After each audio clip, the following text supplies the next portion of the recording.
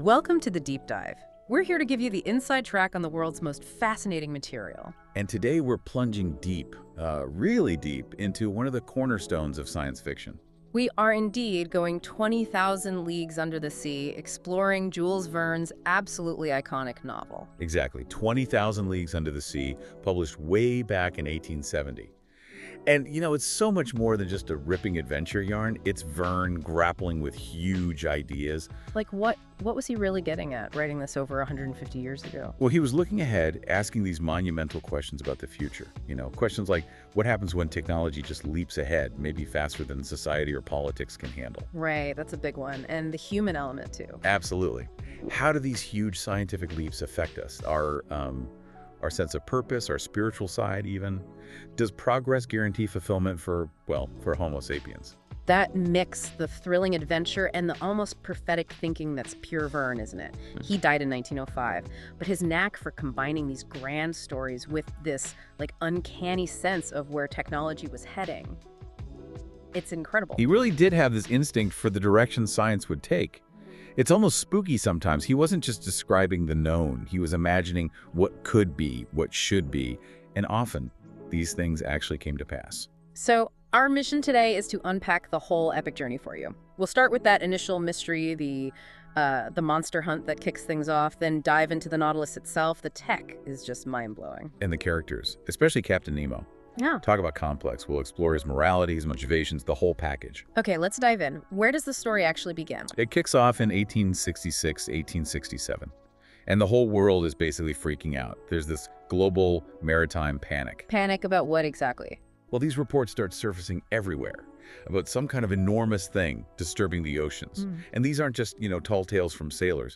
Real ships are encountering something. So people try to explain it away. Exactly. At first they're like, oh, it must be a shifting reef or maybe a weird rock formation, something natural, if unsettling, anything to avoid thinking it's something else. But then it gets harder to ignore, right? There are actual incidents. Yes, serious collisions start happening. The Moravian, the Scotia. These aren't minor bumps. The Scotia incident, April 13th, 1867, that's the turning point. The damage is just too specific. Specific how? Well, the Scotia was a tough ship. Iron plates, thick ones like 1 3/8 inches. But 2.5 yards below the waterline, there's this clean rent. A perfect isosceles triangle. Whoa, not just a jagged hole. Precisely. This wasn't a random impact from a rock. It suggested a powerful, sharp instrument driven with immense force and then withdrawn cleanly. That kind of precision. It points towards design, not nature. So this sparks a huge debate. Monster or something else. Exactly. Two camps form. On one side, you have the monster believers, and their champion is our narrator, Monsieur Pierre Aronnax. He's an assistant professor of natural history in Paris, a respected scientist. And he thinks it's an animal. He does. He argues for a massive, powerful sea mammal. He even gets specific. A gigantic narwhal. But like a super narwhal. Super narwhal? How big are we talking? Well, he calculates that a normal narwhal is maybe 60 feet long. To do this kind of damage, this thing would need to be 5, maybe 10 times that size. Plus, it would need an incredibly strong tusk or spur and be able to hit things hard, maybe moving at 20 miles per hour. And tough enough to pierce iron plate. Right. He specifically says it would need resistance like the armored frigates of the time. He's trying to make the extraordinary sound plausible, scientifically. Okay, so that's the monster theory. What was the other idea? The submarine? That was the other theory, yeah, a submarine vessel. But initially, most people just dismissed it. Why? Seems more logical than a super narwhal, maybe. You'd think. But the secrecy involved seemed impossible. How could a private individual build something so advanced, so powerful, in complete secret, and operate it without anyone knowing? Okay. The logistics seem too crazy. Exactly. Now, the idea of a government having such a secret weapon, that seemed a bit more plausible, especially given the tensions of the era. But governments denied it. So the public mostly landed on the monster idea, a secret, rogue submarine built by one person. It was just too far-fetched for most people. Which is brilliant plotting by Verne, right? He uses their own logic against them. Totally. He sets up this expectation that it must be natural, only to reveal later that the most radical explanation, the human-made secret, is the truth. So, to deal with this monster and calm everyone down, what happens? The Americans decide to act. They commission a frigate, the Abraham Lincoln, to hunt this thing down. And who's in charge? Captain Farragut. And Verne gives him this great line: he believes in the monster by faith, not by reason. He's determined. And this is where our main characters come together. Yes.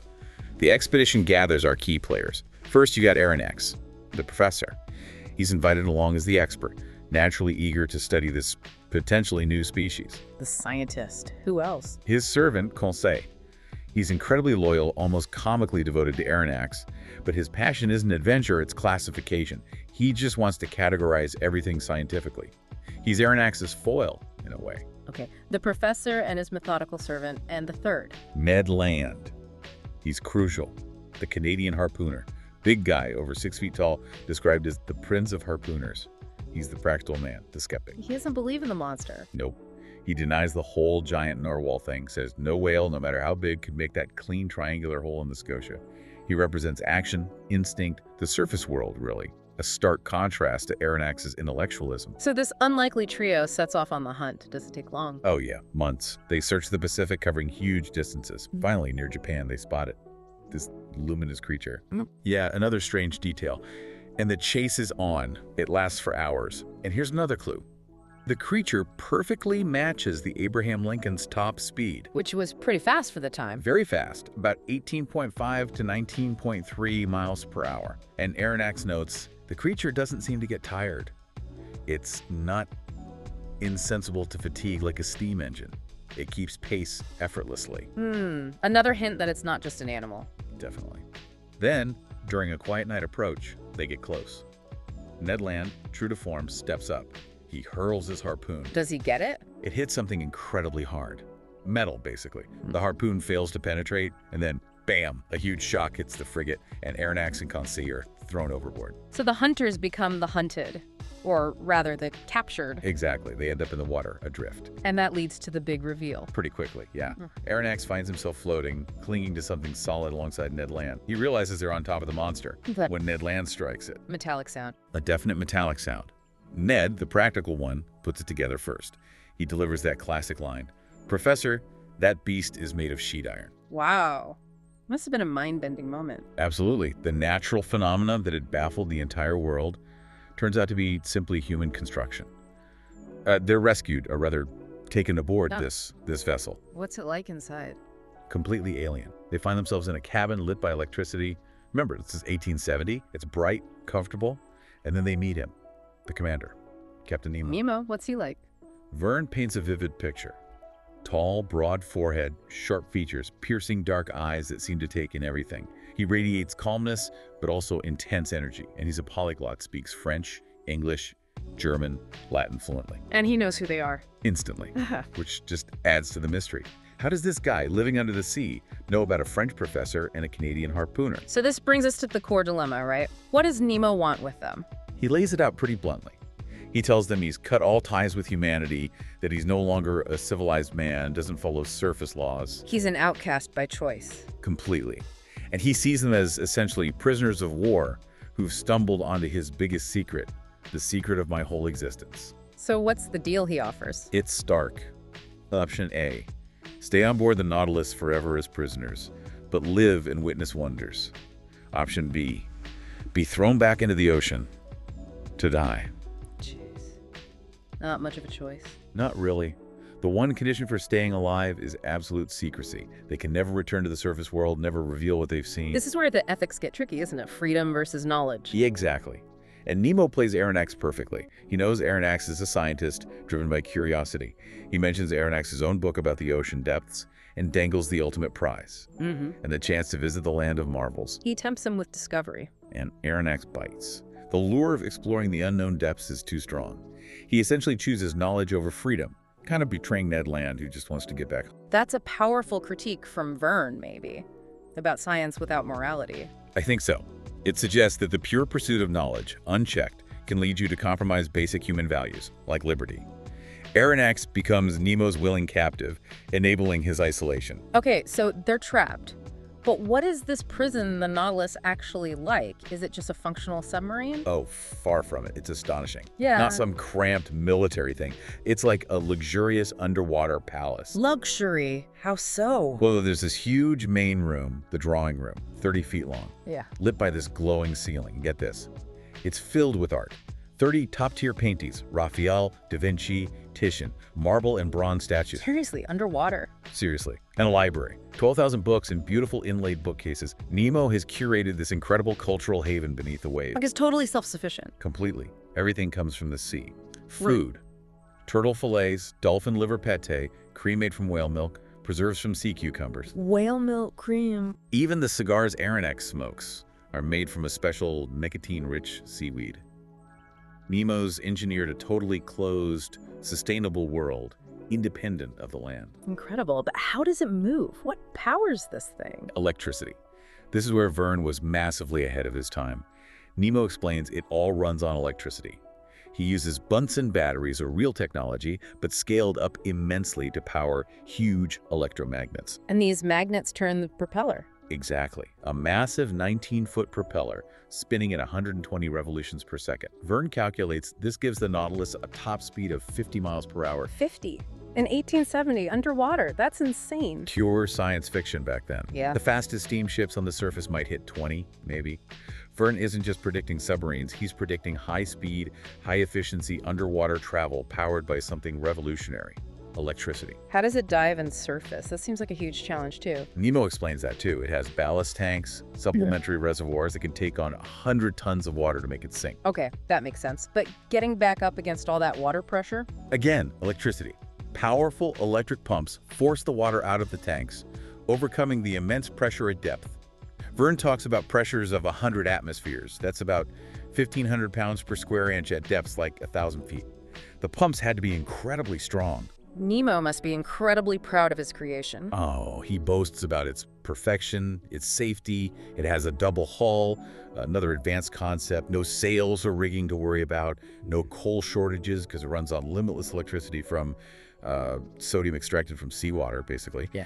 No risk of collision since it travels deep, and it's perfectly stable even under storms. And he built it himself. He says he was the captain, builder, and engineer, the ultimate control. He designed it, oversaw its secret construction. How did he build it secretly? Piece by piece. Different components were made to different parts of the world using different cover identities, then assembled secretly at a desert island base. The total cost: around 200,000 pounds of fortune then. Where did he get that kind of money? He tells Aronnax he's immensely rich. Rich enough to pay off France's national debt. And the source of this wealth: sunken treasure. Like pirate treasure. Sort of. Huh. He has a detailed map marking shipwrecks all over the ocean floor. He specifically mentions harvesting gold and silver from the Spanish galleons sunk during the Battle of Vigo Bay in 1702. So he's funding his underwater world by salvaging lost fortunes. That sets up some interesting moral questions later, I bet. Absolutely. It's key to understanding his whole mission. But first, the exploration begins in earnest. Right, Aronnax gets his wish. How do they explore outside the sub? They need special gear. Nemo introduces his version of the Rouquayrol diving apparatus, another piece of predictive tech from Verne. Like early SKB gear. Essentially, yeah. It's a metal tank worn like a knapsack, filled with compressed air, 50 atmospheres, feeding air to a copper helmet. No air hoses back to the ship. It allows them complete freedom to walk around on the seabed. Amazing. What's their first underwater excursion like? They go hunting near Crespo Island, and Nemo's weapons are just as futuristic as everything else. Not harpoons. No, air guns. But they fire special projectiles. Glass capsules, basically Leyden jars charged with high-voltage electricity. Electric bullets. Pretty much. Mm.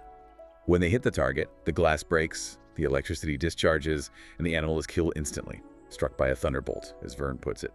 Clean, silent, electric. No gunpowder needed. And the underwater landscape, is it like Aronnax imagined? It's bizarre, almost alien. Verne describes them walking through underwater forests where the plants grow rigidly upright, like iron rods, because of the water density, a region of perpendicularity. It's vividly imagined. So it's not just adventure, they're doing real science and history. Definitely history. Yeah. In December 1867, they visit Vanikoro. This was a huge mystery back then, the site where the French explorer La Perouse's ships vanished decades earlier. And Nemo solves it. They find the wreckage. Cannons, anchors, even a bronze clock dated 1785 from one of the ships. Nemo is literally uncovering lost history from the seabed. Wow. What about natural wonders? They see plenty. They travel through the Coral Sea, exploring the Great Barrier Reef. Nemo takes the Nautilus right under these massive coral walls. Aronnax is in heaven, just collecting fish specimens, Germans, flying firefish that light up the water. He's completely absorbed, forgetting he's a prisoner. But Ned Land probably isn't forgetting. Not a chance. The tension between Ned's desire for freedom and Nemo's isolation keeps bubbling up. There's an incident in the Torres Straits near Papua New Guinea. What happened? Ned actually gets to go ashore on an uninhabited island for a bit. He's thrilled, hunting, gathering fruit, back in his element. But then, when they're back on the Nautilus, hundreds of Papuan Islanders surround the sub at low tide. That sounds dangerous. Ned is terrified, wants to fight or flee. But Nemo, he's completely calm. He just seals the hatches, dismisses the Islanders' attacks as irrelevant, says the Nautilus has nothing to fear. Later, he just uses the rising tide to float away. It shows the gulf between the surface world's dangers and Nemo's detached technological superiority. He seems almost indifferent to other humans. Often, yes. Though sometimes he shows flashes of something else. Later, in the Red Sea, there's a fascinating bit where Nemo explains the sea's name. Why is it called the Red Sea? Nemo gives the scientific explanation. It's sometimes colored red by massive blooms of microscopic organisms, a type of algae or bacteria. Verne calls them infusoria, using the term of the day, likely referring to something like trichodesmium blooms. It shows Verne grounding even small details in the science of his time. Interesting. And does Ned cause more trouble there? He tries. There's this intense scene where he insists on hunting a dugong, a large sea mammal from the Nautilus's small boat, using his harpoon. It's brutal struggle. The dugong nearly swamps the boat. It highlights Ned's primal nature, his reliance on brute force, compared to Nemo's clean, detached electric hunting. You just can't adapt to Nemo's world. Not at all. Yep. And then comes the Vigo Bay sequence. This is huge. This is where they get the treasure. Yes. Aronnax watches Nemo's crew, clad in their diving suits, walking on the seabed, calmly collecting chests filled with gold bars, silver ingots, jewels from the wrecks of the Spanish galleons sunk in 1702. An unbelievable fortune. What does Nemo say he does with it all? This is where his motives get clearer, but also more complicated. He tells Aronnax the wealth isn't for himself. He uses it to help suffering beings and oppressed races on this earth, victims to avenge. Ah, so he's funding revolutions, supporting independence movements. It's heavily implied. He's using treasure plundered by colonial powers centuries ago to fight against oppression in his own time. It's a form of historical justice in his eyes.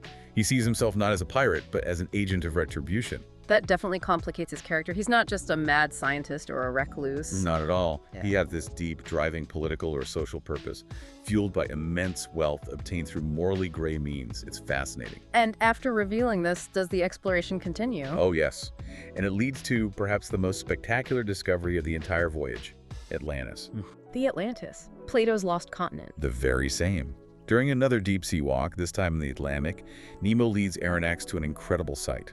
Illuminated by the glow of an underwater volcano, they see vast ruins, temples, aqueducts, a whole city. Incredible. Nemo confirms it. He silently traces the word Atlantis on a rock. Aronnax realizes he's standing on land that predates recorded human history, a civilization swallowed by the ocean.